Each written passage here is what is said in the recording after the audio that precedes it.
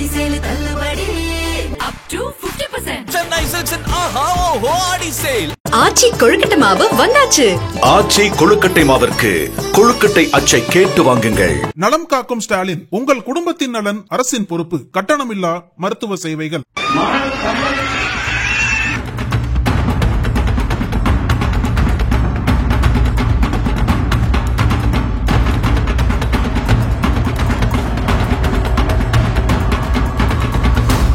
செஞ்சிக்கோட்டையை உலக பாரம்பரிய சின்னமாக யுனெஸ்கோ நிறுவனம் அண்மையில் அறிவித்தது. ஆனால் இந்த அறிவிப்பில் செஞ்சிக்கோட்டை மராட்டியர்களால் கட்டப்பட்டது என்று குறிப்பிடப்பட்டிருந்தது. இதற்கு பாமக நிறுவனர் ராமதாஸ், நாம் தமிழர் கட்சியின் தலைமை ஒருங்கிணைப்பாளர் சீமான் உள்ளிட்ட தமிழக அரசியல் தலைவர்கள் எதிர்ப்பு தெரிவித்து அறிக்கை வெளியிட்டிருந்தனர். செஞ்சிக்கோட்டையை தமிழர்களின் பாரம்பரிய கோட்டை என பல்வேறு தரப்பினரும் கருத்து தெரிவித்து வருகின்றனர். இந்த நிலையில் தமிழ் குறுநில மன்னன் கோனேரி கோன் அவர்களால் கட்டப்பட்ட செஞ்சிக்கோட்டையை தமிழ் மன்னர் கோட்டையாக அறிவிக்க வலியுறுத்தி கடந்த 17ஆம் தேதியன்று நாம் தமிழர் கட்சி சார்பில் செஞ்சியில் பொதுக்கூட்டம் நடைபெற்றது. இதில் அக்கட்சியின் ஒருங்கிணைப்பாளர் சீமான் தலைமையேற்று பேசினார். அப்போது பொதுக்கூட்டத்தில் செய்தி சேகரிக்க வந்த செய்தியாளர்களை அங்கிருந்த பவுன்சர்கள் தடுத்து நிறுத்தினர். அப்போது செய்தி சேகரிக்க தங்களை அனுமதிக்குமாறு செய்தியாளர்கள் கோரிக்கை வைத்தனர். ஆனால் பவுன்சர்கள் அதற்கு மறுப்பு தெரிவித்ததால் இருதரப்புக்கிடையே வாக்குவாதம் ஏற்பட்டது.